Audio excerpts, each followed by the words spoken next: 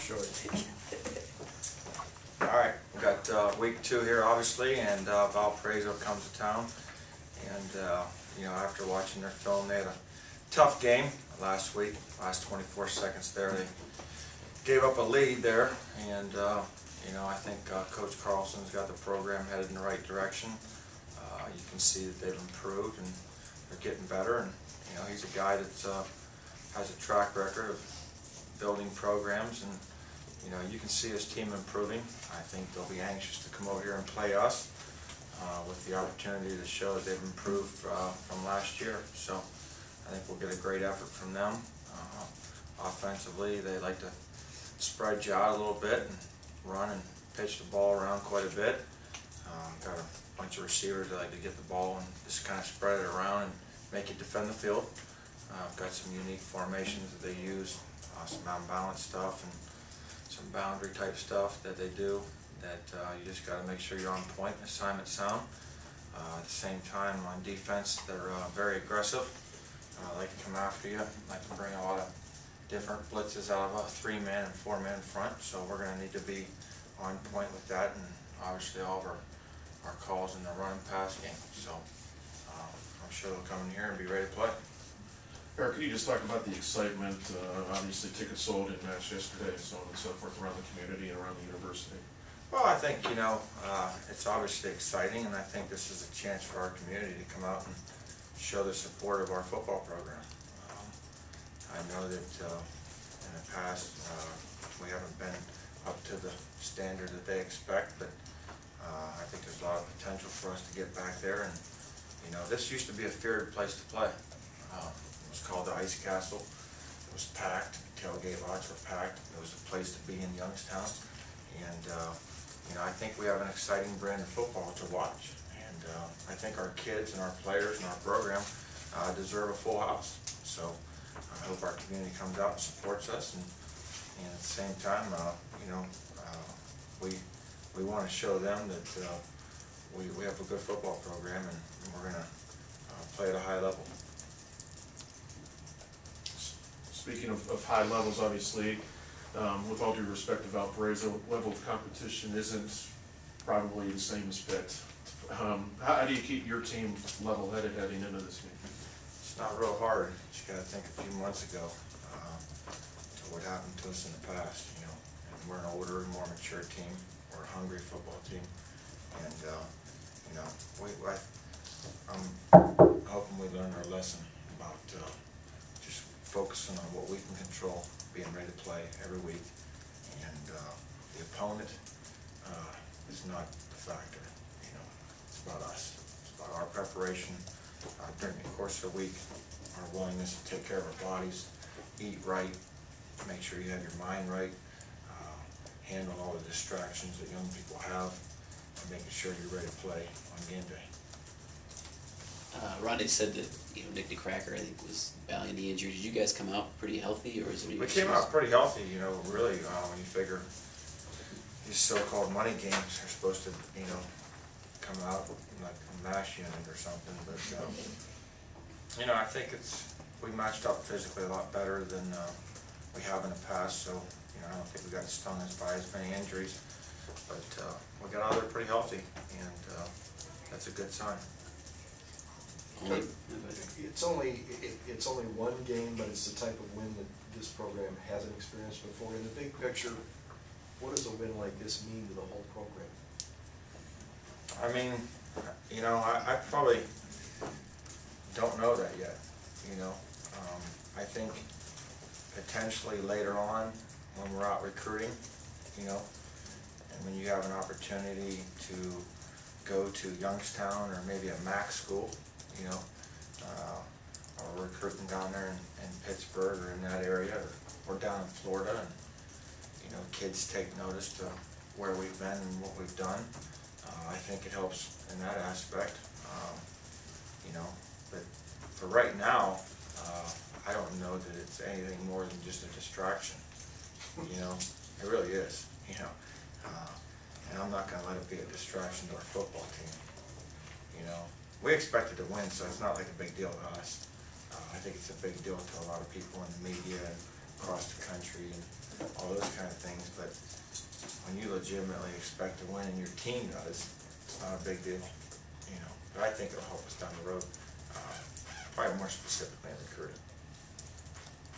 Only depth chart change I think I saw was Cantrell is up above Andrew Williams. Is that just? I mean, I know they both play. Well, but pre-game warm-up, you know, we felt like Cantrell was probably ready to play, and Andrew was slipping around a little bit, and you know, we'll yank you out of the starting lineup right up till game time if we don't think you're ready to play.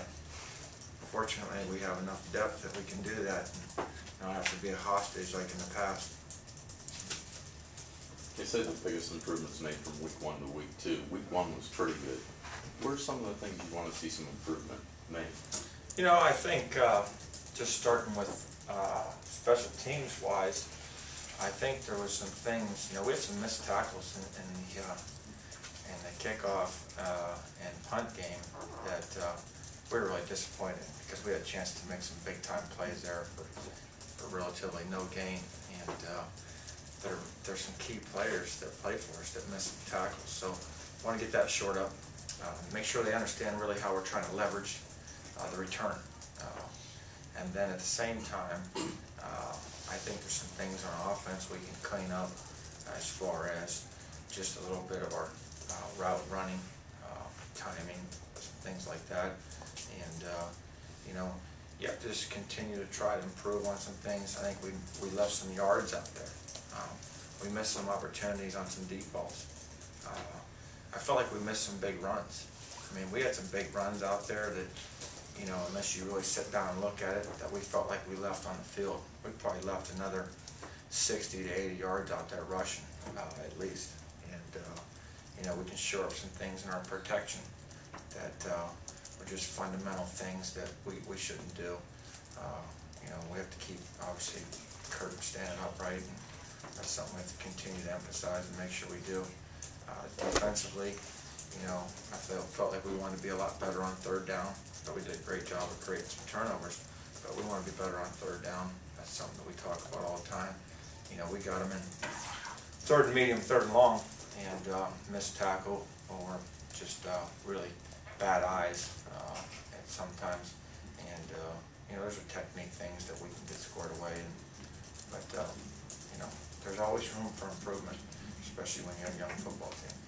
Eric, no penalty, or I'm sorry, 1 penalty, no turnovers. Is that just discipline? Is this a sign of maturity, discipline? I hope so, but you know, I sure like those referees we had. You know, Were they replacement refs? no, those guys were good. You know, those guys are Big East officials, and they did a good job. You know, we've been on the wrong side of some officiating around here in the past. It's been costly. And it's just good to have a nice, good crew out there that calls it the way they see it. Coach, you guys made a pretty decent jump in the pools. How much do you pay attention to that? How much does it matter to you? Unfortunately, I have to vote, but you know, the only pool that matters is the one that comes out after January 5th. That's the only pool I worry about, and that's the only time I'm going to worry about it. You know, we don't even talk to it. We never will, because the only pool that matters to us is the one that comes after that big game, that big rodeo in Frisco. I was asking a couple guys about your success with junior college guys, as opposed to Division I guys. Why do you think that is? Of your tenure? As far as bringing in the junior yeah, college I mean, it players, seems like the guys you bring in have been more productive than maybe some D1 transfers. You know, I think that's part of my learning process too. You know, it's so tempting sometimes to take a Division I transfer. You know, it's a tease, it really is, and I catch myself falling into that trap often. But you know, you get back to, you have to reflect back when you were there, and when I was there, unless they had a serious infraction with the law or did something really like blow up their dorm room or something, you know, we didn't let the good ones go. And I should have learned my lesson from that, unless it was a unique circumstance with a coaching change or something like that. But you know, junior college wise, I feel like there's some good players out there. and, you know, we're able to be maybe a little bit more patient. Most of the time when you're at a, you know, an SEC school or a Big Ten school, you want to take a junior college transfer that can be with you in January so he can participate in spring ball. So like Lamar Mady and Mark Pratt, we had those guys in spring ball. Now, we had to fight to get those guys.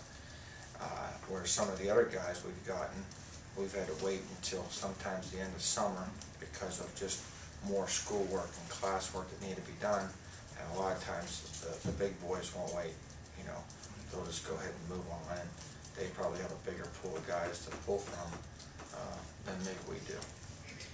Do you get a lot of D1 guys that show interest in transferring in the summer? Like, do you have to sort through those, or? We have a decent amount, you know, and you know, more times than not, after I watch them on film, I realize that they can't play here. You know, we have a lot of guys on our football team that could be playing for a lot of people around the country, and that's a compliment to our coaching staff and their ability to evaluate players and get them here to Youngstown. Eric, the year off the Stubbs obviously was an injury, but did that help him in any way? To some extent, you know, I think he's physically more prepared to play, and he's matured, definitely. The good thing is he's a freshman all over again. So, you know, you look at him and Andrew Williams, those guys are freshmen all over again. Don Delicio's a sophomore, those guys got medicals. So that's a good thing for us. You know, really, when you look at our football team, pretty young still, and that bodes well for the future.